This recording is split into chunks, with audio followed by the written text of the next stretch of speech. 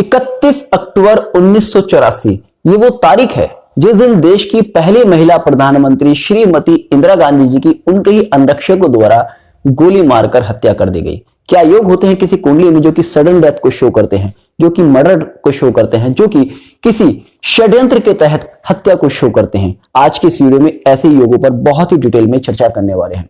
Last video में मैंने आपके साथ श्रीमती इंदिरा गांधी जी के चार्ट के द्वारा ही उनके जीवन के कई पहलुओं को शेयर किया था, जिसमें कि उनका इतना सक्सेसफुल राजनीतिक करियर, उनका एक इतने बड़े परिवार में जन्म लेना, उनका इतना धनी होना, उनकी सफलता, ये सारी चीजें मैंने आपके साथ शेयर की थी किन योगों की वजह से। होपफुली आपने वो वीडियो देखी होगी, नहीं देखी है तो वो वीडियो आप देख लीजिएगा, आपको काफी नॉलेज उससे मिलेगी। लिंक आपको उसका डिस्क्रिप्शन बॉक्स में मिल जाएगा।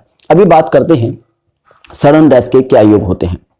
देखिएगा, जब भी हमें किसी महिला या पुरुष की आयु का ज्ञान करना हो, उसकी लॉन्गेविटी का ज्ञान करना हो, तो सबसे पहले हमें लग्न और लग्नेश की स्थिति को देखना होता है और उसके बाद जीव कारक ग्रह की स्थिति को भी देखना होता है, जो कि सबसे ज्यादा महत्वपूर्ण है। अगर इस कुंडली की बात करें तो आप देखेंगे सबसे पहले तो लग्न में शनि बैठा है, जो कि इस कुंडली में अष्टम और सप्तम भाव का स्वामी है।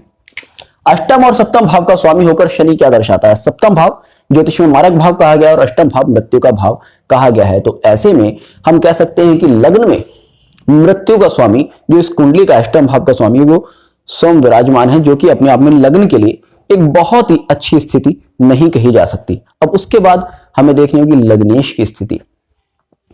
लग्नेश की अगर स्थिति देखें तो लग्नेश के ऊपर सप्तमेश और अष्टमेश की दृष्टि है। लग्न का स्वामी खुद सप्तम भाव में बैठा है और अष्टम भाव के स्वामी के साथ में परिवर्तन करता है, जो कि अपने आप में आयु के परिप्रेक्ष्य से देखें तो बहुत ही अच्छा योग नहीं है। हालांकि शनि और चंद्र का ये दृष्टि संबंध और शनि चंद्र का ये परिवर्तन अपने आप में एक राजयोग का निर्माण करता है, जो कि इनके जीवन में बहुत बड़ी सक्सेस देता है। किंतु हर योग के पॉजिटिव और नेगेटिव इफेक्ट्स होते हैं। उसी हिसाब से अगर देखें तो यही योग इनकी आयु के ऊपर भी प्रभाव डाल रहा है, कहीं ना कहीं इनके जीवन में कॉन्स्पायरेसी को ऐड कर रहा है। उसके बाद आप लगन की एक और स्थिति देखेंगे तो लगन के 12 भाव में केतु बैठा है। 12 भाव साइलेंट एनिमीज का होता है, वहां पर केतु बैठा है और साइलेंट एनिमीज कॉन्स्पायरेसी को शो कर रहा है केतु, क्योंकि आप देखेंगे केतु कॉन्स्पायरेसी का अपने आप में एक कारक है और जब 12 भाव में बैठता है तो वो साइलेंट एनिमीज को शो करने लगता है। और उसके बाद आप देखेंगे क्योंकि केतु बहुत ही सूक्ष्मता के साथ एनालिसिस करने वाली चीजों को शो करता है, बहुत ही सूक्ष्मता के साथ किसी काम को अंजाम देने की स्थिति को शो करता है। तो ऐसे में यह कहा जा सकता है कि बहुत ही बारीकी के साथ, बहुत ही प्लानिंग के साथ उनके साइलेंट एनिमीज ने ये कॉन्स्पायरेसी की। उसके बाद आप 2 भाव देखेंगे लगन से, तो वहां पर मंगल बैठा है। मंगल क्या है? आर्मेशन है, वेपन्स है। अब मंगल को ज्योतिष में नैसर्गिक पापी ग्रह माना गया है। अब अगर आप लगन की स्थिति देखेंगे तो लगन के दोनों भाव में पापी ग्रह बैठ गए, लगन में खुद इस कुंडली का अष्टमेश बैठ गया। तो ऐसे में लगन की स्थिति तो बिल्कुल भी सही नहीं कही जा सकती। लगन की स्थिति कही जा सकती कि आजीवन इनके विरुद्ध कॉन्स्पायरेसी चलती रही। उसके बाद लग्नेश खुद परिवर्तन से लग्न में जा रहा है। तो ऐसे में लग्न और लग्नेश दोनों के ऊपर इस तरह के प्रभाव आते हैं, जो कि बताते हैं कि यह स्थिति एक सडन डेथ, एक कॉन्स्पायरेसी को शो करती है। जरूरी नहीं कि गोली मारकर ही, गोली लगने से ही ऐसे व्यक्ति की हत्या हो। सुसाइड, सडनली कोई एक्सीडेंट हो जाना या फिर अचानक से कोई हार्ट अटैक आ जाना, ऐसी भी कई स्थितियां बन सकती हैं। किंतु हम यहां पर ज्योतिष के माध्यम से इस तरह का इंडिकेशंस दे सकते हैं कि यहां पर इस व्यक्ति के जीवन में सडन डेथ हो सकती है।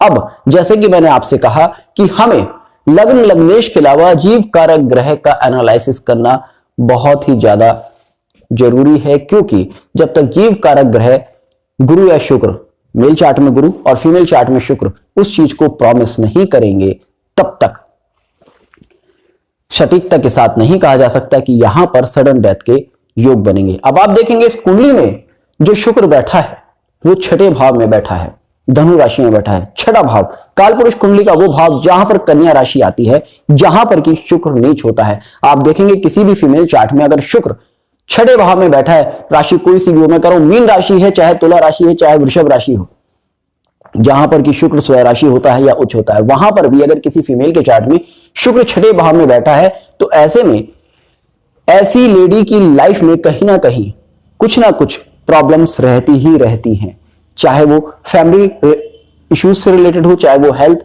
इश्यूज हो, चाहे वो किसी तरह की ट्रेजेडी हो। ये छठे भाव के शुक्र के अंदर अक्सर देखा गया है। और यहां पर तो शुक्र राहु के साथ में बैठा है, राहु जो कि पाप ग्रह है, और छठे भाव में राहु बहुत ही ज्यादा स्ट्रांग हो जाता है।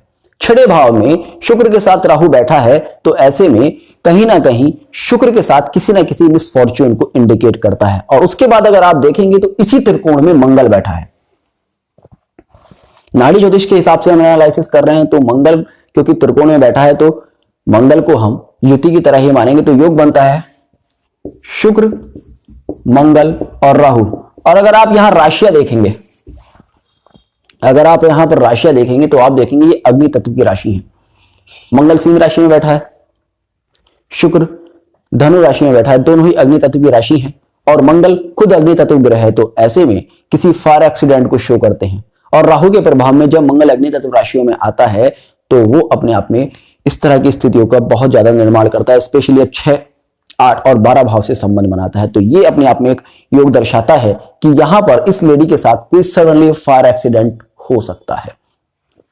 तो यहां पर ये कुछ योग इस तरह के बने जो कि उनकी सडन डेथ को इंडिकेट करते हैं। अब एक प्रश्न आता है, नॉर्मली किसी के भी दिमाग में आ सकता है कि भाई यहां तो गुरु और शुक्र का परिवर्तन भी है, इस योग ने इनकी रक्षा क्यों नहीं की?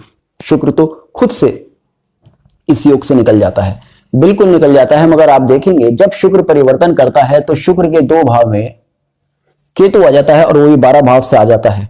और मैंने आपको क्या बताया था अभी कि 12 भाव में बैठा हुआ शुक्र, 12 भाव में बैठा हुआ केतु कॉन्स्पायरेसी को शो कर रहा है। यानी कि कॉन्स्पायरेसी के तहत शुक्र ने अपना स्थान परिवर्तन किया। और वहां पर आप देखेंगे इस कुंडली में एक और ट्रिक आप देखिएगा, मंगल और सूर्य का परिवर्तन है और मंगल अपनी ही राशि से आकर शुक्र को देखता है और वहां पर उस कॉन्स्पायरेसी को अंजाम देने की एक स्थिति बनती है। बहुत सारी चीजें होती हैं कुंडली में जिनको बहुत ही डीपली एनालिसिस करना होता है। इसलिए एक मोटा मोटा जब हम लेते हैं तो लग्न, लग्नेश और जीव कारक ग्रह की स्थिति देखते हैं तो वहां पर इस तरह की स्थितियां क्लियर हो जाती हैं। होपफुली आपको समझ में आएगा कि किस योग की वजह से इनके सडन डेथ के योग बने। जब इस तरह की स्थिति किसी चार्ट में बनती है तो वहां पर आप ये इंडिकेशन दे सकते हैं कि मर्डर हो सकता है, सुसाइड ऐसा इंसान कर सकता है, या कोई सडन एक्सीडेंट हो सकता है, या किसी कॉन्स्पायरेसी के तहत इसके साथ कुछ ऐसा किया जा सकता है जहां पर इसको जीवन की हानि हो। अब बात आती है कि ठीक है योग तो हमने देख लिया मगर मृत्यु कब होगी ये कैसे जाने? इसके लिए आप गोचर का उपयोग कीजिएगा। मैं नाड़ी में गोचर का उपयोग करता हूं और आपको बहुत ही सटीकता के साथ आंसर मिल जाता है। 31 अक्टूबर 1984 का अगर आप गोचर देखेंगे तो आप पाएंगे कि राहु वृषभ राशि से गोचर कर रहा था, शनि तुला राशि से गोचर कर रहा था और गुरु यहां पर धनु राशि से गोचर कर रहा था। मैंने पहले भी शेयर किया है, आज फिर से शेयर करता हूं, जब भी किसी व्यक्ति की मृत्यु होगी तो उसके गुरु और शनि राहु और केतु के सिकंजे में होंगे, गोचर के भी और जन्मकालीन भी। अब आप इस कुंडली में देखिएगा गोचर का गुरु छठे भाव से गोचर कर रहा है जहां जन्मकालीन राहु है। राहु को ज्योतिष में यमराज का कारक माना गया है, मृत्यु का कारक माना गया है। गोचर का गुरु राहु के सिकंजे में आ गया। उसके बाद जन्मकालीन गुरु इनका वृषभ राशि में बैठा है जहां पर गोचर के राहु ने गोचर किया। तो दोनों राहु और गुरु के संबंध बने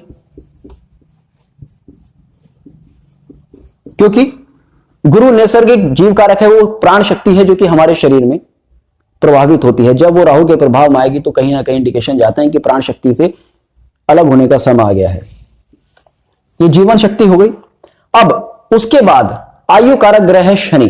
जब तक शनि का केतु के साथ संबंध नहीं बनेगा तब तक प्राण नहीं छूटेंगे क्योंकि केतु है मोक्ष का कारक। अब आप देखेंगे गोचर का केतु गोचर का शनि केतु के त्रिकोण में गोचर कर रहा था, तो यहां पर शनि और केतु का रिलेशन बना, और साथ ही साथ आप देखेंगे तो उस दिन शुक्र भी वृश्चिक राशि में गोचर कर रहा था।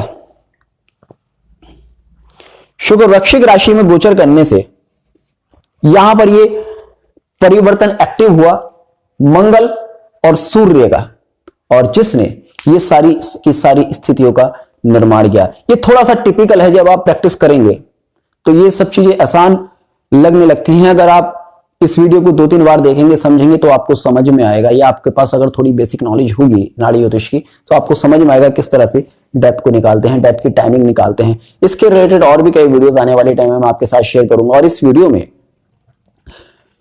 इस चार्ट में आने वाली वीडियोस में मैं शेयर करूंगा क्या योग हैं जिसकी वजह से इनके 2 बेटों की भी एक कॉन्स्पायरेसी के तहत हत्या हुई। किस तरह से हम किसी चार्ट को देखकर ये बता सकते हैं कि इसकी फैमिली में सडन डेथ का और भी योग बनता है। तो होपफुली आपको आज का वीडियो पसंद आएगा, तो जुड़ रहेगा एस्ट्रो सूत्र के साथ। मिलते हैं नेक्स्ट वीडियो में, तब तक ले जय हिंद, जय भारत।